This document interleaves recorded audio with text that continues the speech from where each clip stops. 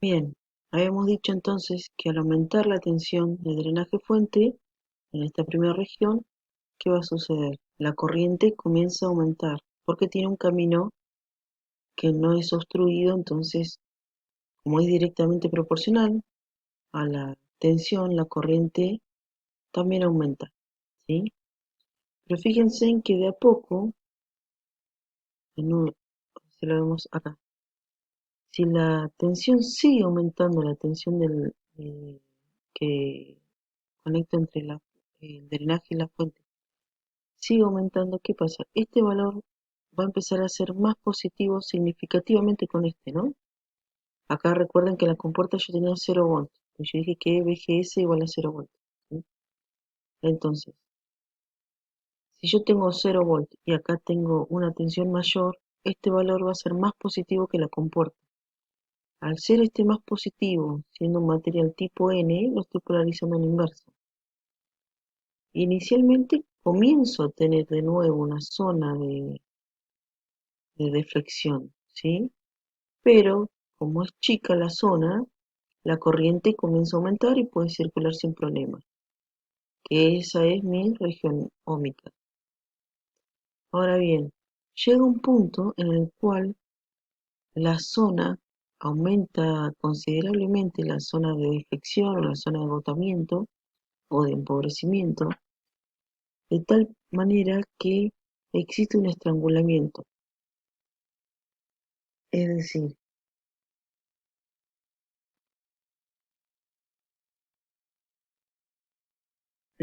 por más que yo aumente la tensión de la fuente, la corriente va a querer aumentar, pero a la vez se va a ver limitada por el canal, por este espesor del canal, que es muy angosto, ¿sí?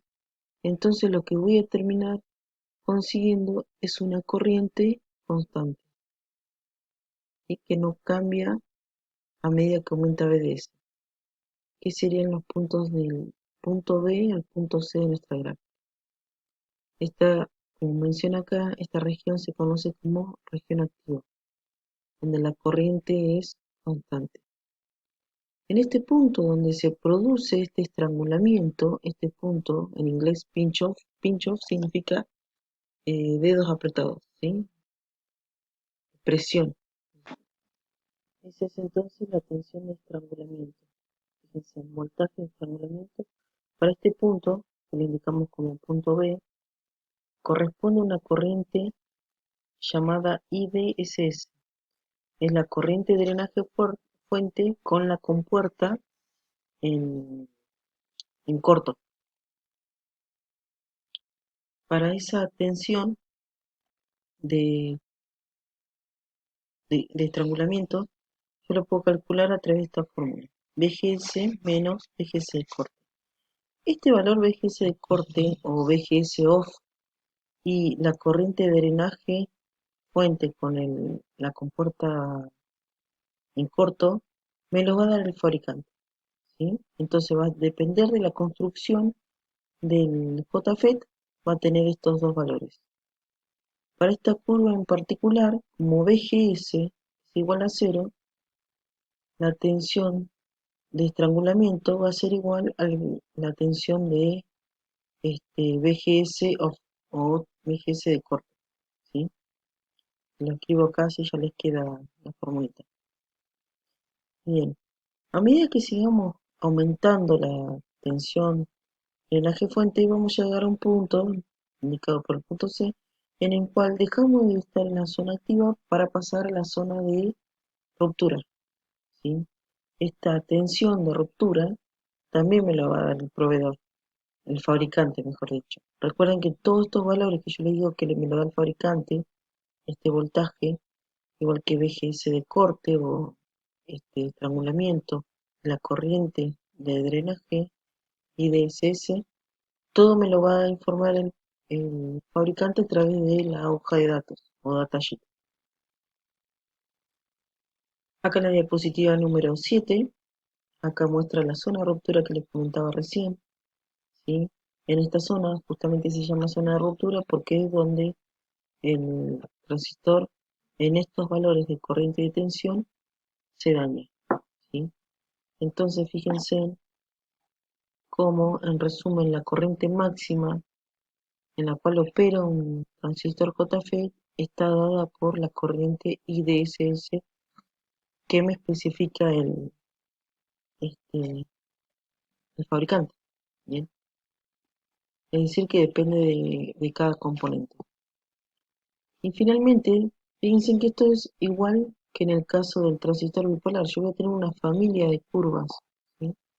A medida que VGS, es decir, la tensión que yo le conecte en la compuerta, aumente, voy a tener distintas curvas, ¿sí?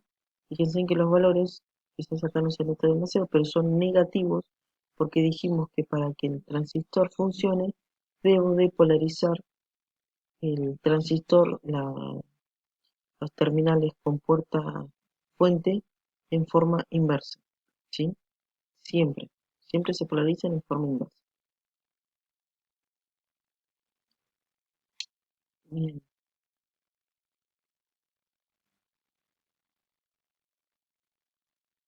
esta curva, a este gráfico está más claro, los valores negativos que les comentaba recién, ¿sí? Fíjense cómo entonces, a partir de que yo cambie el valor de BGS, comienzo a aumentarlo negativamente, por supuesto, porque está polarizado inversa, voy a tener distintos valores de corriente. De esa manera yo controlo, ¿sí?, la salida, la corriente del drenaje a partir de la tensión de entrada, que era lo que diferenciaba al efecto. Bien. Bueno, acá tienen los valores de corte que les comenté recién, ¿sí? Y lo que tenemos acá es la curva de transferencia. La curva de transferencia lo que me relaciona es la corriente de salida respecto a la tensión de entrada, por eso se llama transferencia. Entonces, en mi gráfica voy a tener una corriente de drenaje respecto, en el eje horizontal, a la tensión con puerta fuente, ¿sí? A medida que yo aumente el valor de la tensión de drenaje, perdón, de compuerta fuente, aumente su valor negativamente, ¿no? ¿Qué va a suceder con la corriente? La corriente va a empezar a disminuir, ¿sí? Había dicho que el valor máximo de la corriente iba a estar determinado por IDSS que me lo daba el fabricante. ¿Por qué esto es así? Porque yo a medida que aumente la tensión de la compuerta fuente, la zona de empobrecimiento va a empezar a aumentar, ¿sí? Es decir, que el canal se empieza a hacer cada vez más angosto y me empieza a dejar circular menor cantidad de flujo de corriente. Por eso son inversamente proporcionales.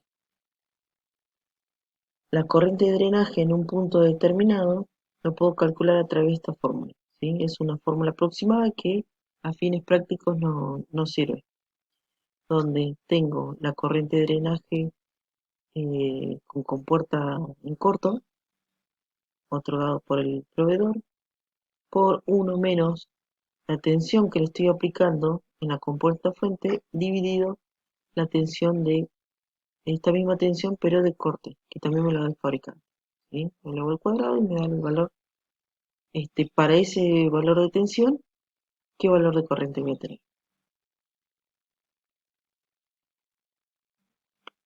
Bien, bueno, respecto a la polarización no vamos a ver demasiado. Fíjense en que la polarización es el mismo que lo que vimos con los transistores bipolares, ¿sí? Los tres tipos, la autopolarización, la polarización por divisor, ¿sí?, donde yo aplico lo mismo, y la polarización mediante la fuente de corriente. Utilizo este transistor como fuente de corriente, ¿por qué? Porque me fija que la corriente colector sea constante, ¿sí?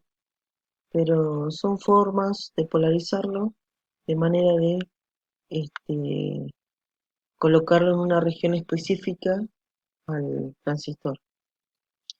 Como les decía, esto por eso hice mucho hincapié en el cuatrimestre, sí, la primera parte de la cursada en ver la polarización, porque lo mismo que vimos en transistor bipolar lo estaríamos aplicando acá. Y esto es entonces los transistores JFET. Hasta acá vamos a llegar nosotros con este tipo de transistores. La- lo que sigue a continuación serían los transistores MOSFET. Y bueno, nada más por ahora. Recuerden que si tienen alguna duda, habilité un foro, ¿sí? Para consultas. eh, Siéntanse libres de ofrecer cualquier consulta. Está buena la idea del foro porque quizás alguno de sus compañeros tuvo la misma duda, entonces puede ver la consulta que ustedes hicieron y la respuesta que yo le voy a este, escribir, ¿sí? En el caso de que no se logre entender, más allá de mi respuesta, lo vemos el jueves de todas maneras. Tenemos esa chance y si no, bueno, lo vemos la próxima semana en clase, que ya tendríamos clase presencial.